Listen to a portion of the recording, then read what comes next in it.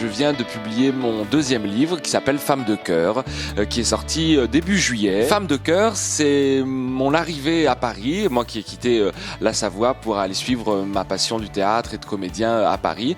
Et j'ai décidé, en regardant un petit peu mon parcours et en regardant un petit peu en arrière, que j'ai été toujours entouré de femmes, à commencer d'abord par ma mère et mes grands-mères évidemment, mais c'est que des femmes qui ont bercé ma vie, le rythme de ma vie, mes premières rencontres. Et donc toutes ces femmes qu'il y a dans le livre, qui sont des femmes du milieu artistique, qu'elles soient chanteuses, actrices, reines de la nuit, présentatrices, j'ai eu envie de leur rendre hommage, de leur dire merci de ce qu'elles m'ont inspiré, de ce qu'elles m'ont donné envie de faire ce métier. Et donc mon but était de partir à leur rencontre. Il y a Nicoletta, Isabelle Aubray, Galia Salimo, Gilles Caplan, Armand Altaï.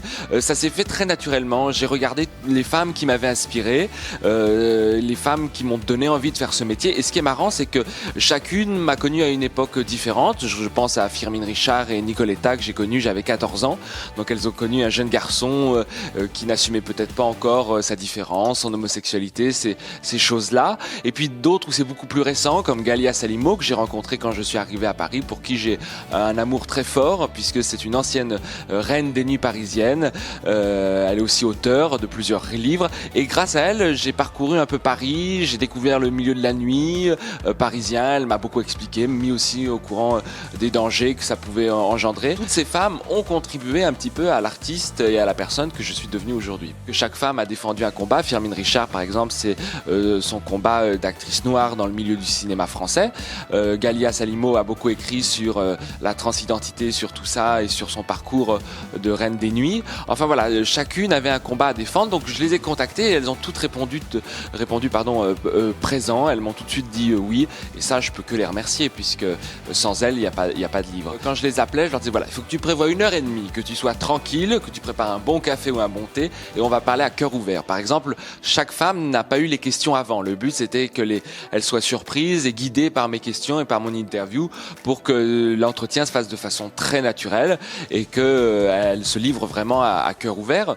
Donc ça s'est fait comme ça, et ce qui est marrant, c'est que moi je venais d'arriver à Paris en septembre, et elles m'ont traballé chacune d'endroits, de café en café, de petits lieux secrets, de QG en QG, et donc j'ai découvert Paris aussi de cette manière, puisque j'allais un coup dans le 16e, un coup dans le 5e, un coup à Beaubourg, vers Châtelet. Enfin voilà, j'ai découvert tout plein de lieux de Paris en faisant le livre, donc c'est un petit peu un road trip dans Paris. Et ce qui est fascinant chez toutes ces femmes, c'est que pour la plupart, elles ont un certain âge, et elles ont des conseils, on les sent à vivre, de transmettre. Je pense qu'à un moment, à un certain âge, on a envie de transmettre, de donner aux générations d'après.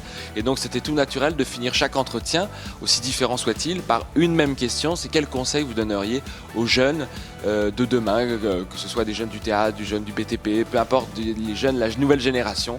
Et donc chacune m'a livré un conseil qui leur appartient, qui leur est juste. Et donc c'était intéressant de pouvoir regrouper ces conseils et ces notes d'espoir, puisque toutes apportent une note d'espoir. C'était pas question de politique, d'argent, de succès.